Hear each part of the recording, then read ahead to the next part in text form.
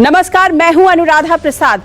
Corona और lockdown के कारण जो प्रॉब्लम सामने दिखी थी और भारतीय अर्थव्यवस्था को जो बुरी तरह से कोरोना ने झकझोरा था, उस असर को कम करने के लिए केंद्र सरकार ने 20 लाख करोड़ के आर्थिक पैकेज के साथ केंद्र सरकार सामने आई थी। लेकिन इस पैकेज को लेकर तमाम कंफ्यूजन है, वो बिजनेस करने वाले हों, नौकरी करने वाले हों या खेती मजदूर करने वाले हैं। आज सब जानना चाहते हैं कि पैकेज में उनके लिए क्या है, उन्हें क्या मिला। इन सवालों का जवाब देने के लिए मेरे खास मेहमान हैं केंद्रीय वित्त राज्य मंत्री अनुराग ठाकुर जी। अनुराग जी, आपका बहुत बहुत स्वागत है। धन्यवाद जी। अनुराग जी, मेरा सबसे पहला सवाल यही है, 20 लाख करोड़ के पैकेज की लास्ट किस्त आई थी, लेकिन वो जो कंफ्यूजन बना हुआ है कि उस पैकेज में आखिर मेरे लिए क्या है, वो किस तरीके से दूर होगा, क्योंकि लोग बहुत कंफ्यूज्ड हैं। हर चीज लग रही है कि कर्ज कर्ज कर्ज। तो क्या आपको लगता है कि वैसा रिस्पांस नहीं मिला जिस तरीके की बात प्रधानमंत्री ने की थी और जिस तरीके के रिस्पांस की अपेक्षा थी वो नहीं मिला? धन्यवाद अनुराधा जी। मैं आपके प्रश्न का उत्तर दो भाग में दूंगा। पहला, दुनिया इस संकट से गुजर रही है, देश भी गुजर रहा है, और माननीय मोदी जी ने देश को एक रास्ता दिखाया और मीडिया ने उसको जन जन तक पहुंचाया और देश के लोगों ने उसका पालन किया। और यही कारण है कि जहां दुनिया के 15 सबसे ज़्यादा कोविड-19 के पॉजिटिव केसेस वाले देश हैं, उनकी जनसंख्या भारत की जनसंख्या के बराबर है। लेकिन इन 15 देशों में 83 टाइम्स ज़्यादा, 83 गुना ज़्यादा मृत्यु हुई है, 43 गुना ज़्यादा केसेस हैं।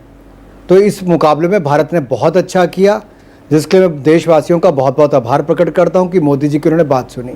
अब जहां तक अर्थव्यवस्था की बात है, ये चिंता सारी दुनिया के देशों को है। मोदी जी ने कहा था, जान है तो जहान है। पहले जान बचाई, फिर जहान, जान भी जहान भी।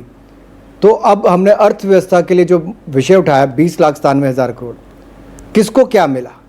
देखिए, सबसे पहले तो 1,70,000 करोड़ का गरीबों के लिए पैकेज लाए। 80 करोड़ गरीबों को अनाज 3 महीने का मुफ्त में देने का काम मोदी सरकार ने किया। और जो 8 करोड़ अप्रवासी मजदूर हैं, उनको भी अनाज देने का निर्णय कर दिया 2 महीने के लिए। इसके अलावा 11,000 करोड़ रुपये हमने राज्य की सरकारों को आपदा राहत के लिए दिया। और जो 20 करोड़ 50 लाख जनधन खाता धारक हैं, उनके खाते में 41,000 करोड़ रुपया 2 महीने में हमने डाला। 9 करोड़ किसानों के खाते में 18,000 करोड़ रुपया डाला। वृद्धा, विधवा, दिव्यांग, इनके खाते में, ऐसे 2.25 करोड़ लोगों के खाते में 2,800 करोड़ रुपया हमने डाला है। और जो गृहिणी है, उसको गैस सिलेंडर मुफ्त में देने का काम 7 करोड़ से ज़्यादा बहनों को किया, 9,000 करोड़ रुपया उनको दिया है। EPF का पैसा हमने जमा कराया लोगों का, जो 100 से कम जिनके लोग काम करते थे, उनका पैसा केंद्र सरकार ने 24% पैसा केंद्र सरकार ने जमा कराया जी। Building construction fund, mineral fund में से पैसा राज्यों को कहा कि आप इनको दीजिए। अब अप्रवासी मजदूर जब वापस गया तो उसके जाने की व्यवस्था के लिए भी 85% रेल का भाड़ा मोदी सरकार ने वहन किया, खाना और पानी मुफ्त में दिया। अब गांव में वापस जाएगा तो मनरेगा, 1 लाख करोड़ रुपए का मनरेगा का बजट आज तक किसी ने कल्पना भी नहीं की थी। यूपीए के समय 30,000 करोड़ मुश्किल से खर्च होता था, हम 1 लाख करोड़ रुपया खर्च करने जा रहे हैं जी। ये हमने किया है। दिहाड़ी 182 से बढ़ाकर 202 की। फिर इनकम टैक्स रिफंड हमने 16,84,000 इनकम टैक्स एसएससी को हमने 26,242 करोड़ रुपया वापस किया। 25% TDS TCS में कटौती की, 50,000 करोड़ का अलग से फायदा मिलेगा। मॉरेटोरियम यानी कि आपको अपने ब्याज की जो किस्त वापस करनी थी, हमने उसको भी आपको 6 महीने की मोहलत दे दी। तो आपके हाथ में तो पैसा आया, लिया नहीं जी। नहीं, बिल्कुल सही आपने कहा कि हमने पैसा दिया, लेकिन जो एक्सपेक्टेशन थी, शायद जिस तरीके की एक्सपेक्टेशंस थी, जैसे वेस्टर्न कंट्रीज ने किया, चाहे अमेरिका ने किया, चाहे इंग्लैंड ने किया, कि जो लोग कामगर थे और खास करके अर्बन पुअर थे या जो लोग सैलरीड क्लास थे, रिफॉर्म्स की जगह उनके खातों में पैसा डाला गया, उनकी सैलरी डाली गई। तो आपको लगता है कि इतना सारा जो ये 20 लाख करोड़ का जो बजट था, उसमें बहुत सारी चीजें करने के बजाय अगर लोगों के खातों में सैलरी डाली गई होती तो फिर वो जो इकोनॉमी का जो चक्का जो रुका वो चलता रहता। मुझे लगता है ये बहुत ही खराब सुझाव है। मैं इसलिए कहना चाहता हूँ कि अगर आप बाकी देशों की तुलना भी करके देखेंगे तो भारत ने भी पैकेज उसी दिशा में दिया है। 10% जीडीपी का दिया है। जो कल तक 5% देने की बात करते थे, हमने 10% देकर करके दिखाया कि मोदी जी कर सकते हैं। और जिस गरीब को ज़रूरत थी उसके खाते में पैसा भी डाला। वो घर पे बैठ के उसकी थाली में अनाज देने का काम किया है, तो साथ में मनरेगा में रोजगार देने का काम किया। लेकिन छोटे उद्योगों को, व्यवसाय करने वालों को कहा कि अपनी नौकरी से मत निकालिए, तो 20% वर्किंग कैपिटल उनको देने का काम भारत सरकार ने 100% उसका गारंटी भारत सरकार ने दी है। लोगों से गारंटी नहीं मांगी है। और उसको 3 लाख करोड़ रुपया व्यापार व्यवसाय करने वाले कर्ज की बात हो रही है। अनुराधा जी, लोग कह रहे हैं कि फिस्कल स्टिमुलस देने की जरूरत थी, ना कि कर्ज देने की। अनुराधा जी, जो 25% टीडीएस में कटौती है वो आपकी बजट, वो आपके पास कैश ही है। अगर आप रिफंड हमने पैसा किया तो कैश के रूप में आया। न्यूनतम समर्थन मूल्य अगर 74,000 करोड़ रुपया किसानों को दिया गया तो वो आया। अगर हमने आपके ब्याज की किस्तें 6 महीने विलंब कर दी तो आपके पास पैसा ही आया। अगर 3 लाख करोड़ रुपया अगर आपको बगैर गारंटी, बगैर कोलेट्रल के मिल रहा है तो भारत सरकार पैसा ही दे रही है, जिसकी गारंटी पूरी हम ले रहे हैं। अच्छा, अब नोट को आप ऐसे देखें, एक तरफ महात्मा गांधी जी नजर आएंगे, एक तरफ नहीं नजर आएंगे, लेकिन है वो नोट ही है। मैंने आज ही अखबार में पढ़ा कि निर्मला सीतारमण जी ने ये कहा, वित्त मंत्री ने, कि बैंक्स जो हैं वो लोगों को कर्ज दें। कर्ज की बात या लोन की बात जब आ रही है, और कह रहे हैं कि बिना डर, 3 डर जो उन्होंने 3 C's की बात की कि सीवीसी, सीएजी और सीबीआई, इनके डर के बिना दे। तो क्या आपको लगता है कि इनके डर के कारण कहीं ना कहीं पिछले 6 साल में इकोनॉमी में एक धक्का लगा था? देखिए, अगर आप पिछले 6 साल के आंकड़े देखेंगे तो जहां यूपीए छोड़कर गई थी वहां की बजाय हमने पहले 5 वर्षों में 7.5% औसतन विकास दर दी। आप कृपया आंकड़े चेक कर लीजिए। यूपीए बैंकों को कंगाल करके गई थी क्योंकि एनपीए उनके समय हुए जो उन्होंने पैसा फोन पर बांटा था। हमने आकर एसेट क्वालिटी रिव्यू बैंकों का किया, रिकैपिटलाइजेशन 4 लाख करोड़ की बैंकों की, बैंकों को पीसीए फ्रेमवर्क से बाहर निकाला और बैंकों को मजबूत स्थिति में खड़ा किया। अब उनकी कंसोलिडेशन करने के लिए उनका विलयीकरण करवाया है, बैंकों को मजबूत बनाया है। और हमने इसीलिए, जब आपकी ये बात आती कि सभी के खाते में नकद क्यों नहीं डाल देते, ये जो राहुल गांधी जी, सोनिया गांधी जी आज कहते हैं कि खातों में पैसा डालो, अरे 70 साल तो आप लोग खाता नहीं खुलवा पाए। खाता भी मोदी जी को आके 40 करोड़ लोगों के खुलवाने पड़े। डीबीटी हम लोगों ने शुरू की, ये तो कल्पना भी नहीं कर सकते थे, और उसमें भी लाखों करोड़ रुपया बचा है। तो भ्रष्टाचार जो पूर्व के समय होता था, हमने उसको रोका है। लाखों करोड़ रुपया केंद्र की सरकार का पैसा नहीं, बचा है। मेरा ये हम लोगों ने सिस्टम तय किया है। मेरा सवाल, पारदर्शिता, जवाबदेही हम लोग लेकर आए हैं। 3 C's की बात मैंने की, जो कि माननीय वित्त मंत्री जी ने किया, निर्मला जी ने। 3 C's की बात क्यों आई? क्योंकि करप्शन कांग्रेस के समय, यूपीए के समय हुई, तब जाकर सीएजी, सीबीआई और सीवीसी इनका डर पैदा हुआ। अगर उस समय गलत कार्य ना होते तो बैंकों की व्यवस्था ऐसी बुरी हालत भी ना होती और ना हमें उसमें पैसा डालने की आवश्यकता। लेकिन हमने सिस्टम को सुधारने का काम किया। कांग्रेस ने लोगों की निर्भरता अपने ऊपर बनाई थी, इसलिए देश में लोग गरीबी रेखा के नीचे ज्यादा थे। हमने 6 वर्षों में गरीबी रेखा से बाहर ज्यादा निकाले हैं। ये सरकारी आंकड़े ये गरीबी रेखा की बात है, वो तो आया था कि पिछले 6 साल में गरीब और गरीब हो गए। बट एनीवे, उस पे हम लोग कभी और चर्चा करेंगे। लेकिन मेरा सवाल आपसे अनुराग जी यही है कि क्या अब आगे जो 3 C's की बात हुई है, क्या सीएजी, सीवीसी और सीबीआई अलग तरीके से देखेगी लोगों को? कुछ लॉज में बदलाव करेंगे? मैं स्पष्ट कर दूं आपको, मैं स्पष्ट कर दूं, हमने 2 दिन पहले ही सारे पब्लिक सेक्टर बैंक्स के एमडीज और सीईओ से बात की और उनको निर्देश दिए हैं कि लोगों तक पैसा अगले हफ्ते से पहुंचाना शुरू कर दें और 1 जून को रिपोर्टिंग होगी देश की किस ब्रांच में कितने लोगों को पैसा दिया है, व्यवसाय व्यापार करने वाले और जो मध्यम सूक्ष्म लघु कुटीर उद्योग वाले उनके लिए भी, उन सबको जानकारी देनी पड़ेगी। और हमने ये भी कहा है, अगर आपका बिजनेस इंटरेस्ट में साफ तरीके से अगर निर्णय किया है तो इंटरनल कमेटी से आपको कोई चिंता की आवश्यकता नहीं, बैंक ही तो उसको देखेगा। सीबीआई सीवीसी तक तो वो केस जाएगा जहां पे मैलाफाइड नजर आएगा। ये बड़ा क्लियर उनको किया और बैंकों वालों में आत्मविश्वास बहुत बड़ा है। और निश्चित तौर पर अब देखा है कि अगर सरकार भी ईमानदारी से काम करती है तो हमारे बैंकों के लोगों ने बहुत काम किया है, कोविड-19 के समय भी, और जब मोदी जी ने जनधन खाते खोलने की बात की थी तब भी बैंक के कर्मचारी अधिकारियों ने पूरे देश भर में शानदार काम किया था। अब इस समय भी आत्मनिर्भर भारत बनाने के लिए बैंक के लोग और अच्छा काम करेंगे। तो मतलब बैंक के जो बैंकर्स हैं उनका डर आप हटा रहे हैं बिल्कुल? उनके ऊपर जो एक डर था, भय था, जिसके कारण वो शायद लोन देने में डर रहे थे क्योंकि उनके ऊपर भी चार्जेस लग जा रहे थे, तो उनको आप खत्म कर रहे हैं बिल्कुल?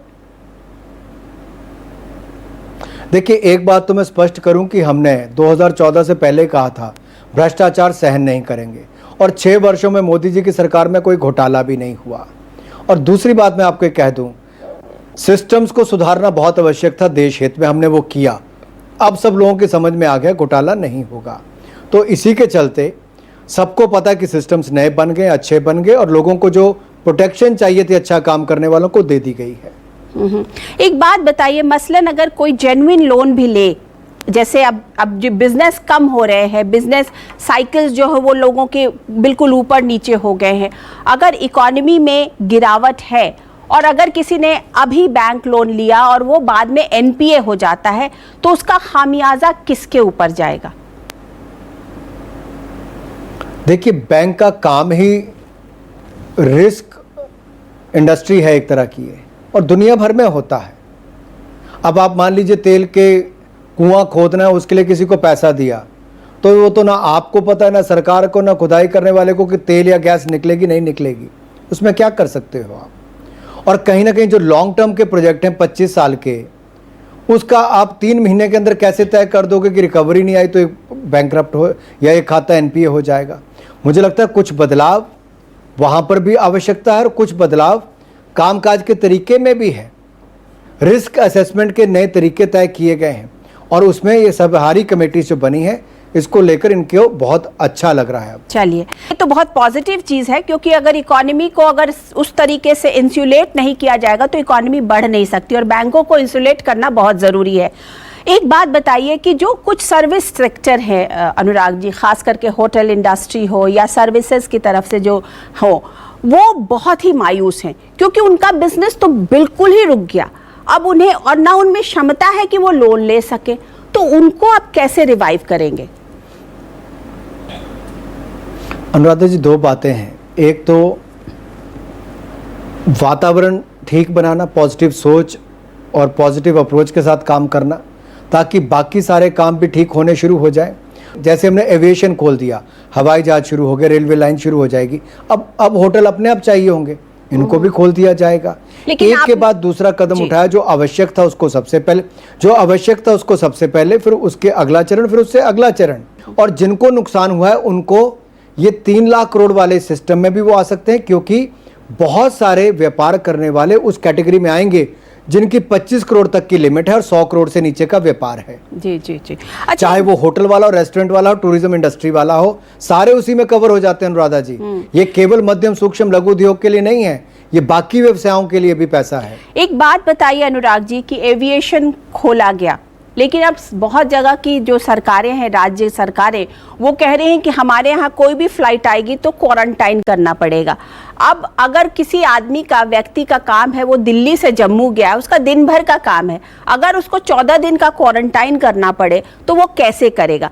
तो आपको क्या लगता है कि ये जो एविएशन खोला गया, एविएशन सेक्टर, इसमें जो स्टेट्स थे उनसे बातचीत नहीं की गई, उन स्टेट्स के स्टेक होल्डर्स से बातचीत नहीं की? क्योंकि अब आपने तो एविएशन खोल दिया, लेकिन वहां पर इस तरीके की अड़चनें आ रही हैं। अनुराधा जी, कानून व्यवस्था राज्य का विषय है और लॉकडाउन 4 में उनको पूरे अधिकार दिए गए। कौन राज्य चाहता है, किस तरह से चाहता है, उसको तय करना है। हमने हवाई जहाज की सुविधा दे दी है, राज्यों को इस पर निर्णय करने चाहिए। अच्छा, ये बताइए अनुराग जी कि जब आप लोगों की मीटिंग्स हुई थी इकोनॉमी के ऊपर और अर्थशास्त्र के कि किस तरीके की पैकेज की बात करें और के, तो निर्मला जी का एक स्टेटमेंट कहीं आया था कि इस बात पर विचार हुआ था कि डायरेक्ट लोगों के खातों में पैसा डाला जाए, ऐसे कुछ विचार आया था क्या? देखिए, बात यह है कि सोच की बात है। हम सदा यही सोचते हैं कि लोगों को आत्मनिर्भर भारत बनाना है, और यही बड़ा कारण है कि एक तरीका है कि आपकी किसी की थाली में मछली परोस दें, दूसरा है कि उसको मछली पकड़ना सिखा दें और अपना खाने का इंतजाम खुद करें। आप बताइए बेहतर तरीका कौन सा है? नहीं, लोग ये कह रहे हैं कि इस पैकेज में रिफॉर्म्स ज्यादा थे। नहीं, मैं कह रहा हूं कि 137 करोड़ नहीं, 137 करोड़ के देश में क्या होना चाहिए? जिनको खातों में जरूरत थी, हमने सबके खातों में 41 करोड़ लोगों के खाते में 52,600 करोड़ रुपया सीधा ट्रांसफर किया, और उसके अलावा जो हजारों करोड़ अलग से दिए हैं, चाहे वो न्यूनतम समर्थन मूल्य के लिए 74 करोड़ की बात हो, या फिर बाकी पैसा जो बाकी बेनिफिशियरीज को दिया। मैं दूसरा ये या रिफॉर्म्स पे मैं आ रही थी कि लोग ये कह रहे थे, आप क्या कह रहे हैं कि रिफॉर्म्स की जरूरत इतनी अगर थी तो 6 साल से आपकी सरकार है और बहुमत वाली सरकार है, तो इन रिफॉर्म्स का प्रोसेस इतना पुश होने के बाद क्यों पहले ही क्यों नहीं कर दिया गया? मैं बहुत आभारी हूं आपका, आपने सवाल पूछा। जो बैंकों का बेड़ा गर्क यूपीए करके गई थी, उसके लिए हमने इंसॉल्वेंसी बैंक्रप्सी कोड लाए। 221 केसों में 44% ज्यादा रिकवरी हुई। 5 लाख करोड़ के केसेस एडमिशन स्टेज से पहले रिजॉल्व हो गए, बैंकों को लाभ हुआ। ये हम लोग लेकर आए। जीएसटी हम लोग लाए जो कई वर्षों तक नहीं हो पाया। हजारों केसेस, हजारों कानून रविशंकर प्रसाद जी ने खत्म किए मोदी जी की सरकार में, जिनकी आवश्यकता नहीं थी।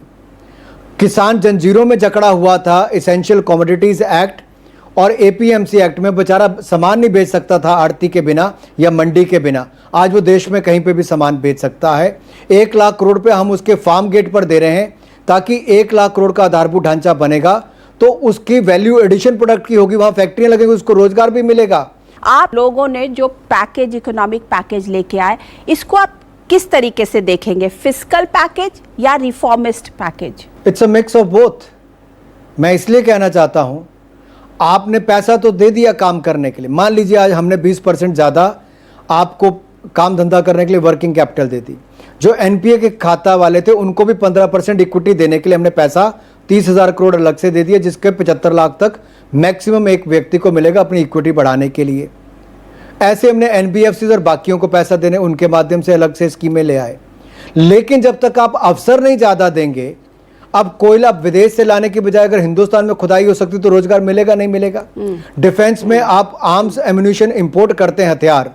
हमने कहा 49 की बजाय 74% यहां पर विदेशी पूंजी निवेश होगा, और लिस्ट ऑफ वेपन्स बनेगी, कौन से हथियार हिंदुस्तान में बनेंगे, वो विदेश से नहीं आएंगे। इससे हिंदुस्तान में फायदा मिलेगा। एयर स्पेस को हमने खोला है। कम्युनिकेशन सैटेलाइट रविशंकर जी तय करेंगे टेलीकॉम वाली कंपनी कौन सी भेजेंगे, तो वो जाकर किसको लाभ मिलेगा? हिंदुस्तान की कंपनियों को। और एमएसएमई की परिभाषा बदलने के लिए देश को 30 साल लग गए। आज उसके हमने इतने पंख लगाए हैं कि वो 5 गुना ज्यादा अपना विकास कर पाएगा, अपनी टर्नओवर ज्यादा कर पाएगा। अनुराधा जी, 2020 को इतिहास के लिए रिफॉर्म्स में जाना जाएगा, और इसके कारण रोजगार, स्वरोजगार, कारोबार, आविष्कार के नए अवसर और नए आयाम स्थापित होंगे। आज मेरे लिख कर ले लीजिए। हम सदा देश के ईमानदार लोगों के साथ खड़े हैं, सदा खड़े रहेंगे। अभी तक तो इतने कदम उठाए हैं, आगे और भी उठाने पड़ेंगे, तो उससे ज्यादा उठाएंगे, कोई कमी इसमें नहीं आने देंगे। तो ये बात का विश्वास मैं आपके चैनल पर दिलाकर जा रहा हूं। क्या इस तरीके की बातें भी हैं कि हो सकता है कुछ और पैकेजेस आ सके, कुछ और फिस्कल स्टिमुलस देने की बात हो? क्या इसके लिए सरकार ओपन है? अनाउंसमेंट्स पर कुछ समय के लिए विराम हो सकता है, लेकिन एक्शन जारी रहेगा।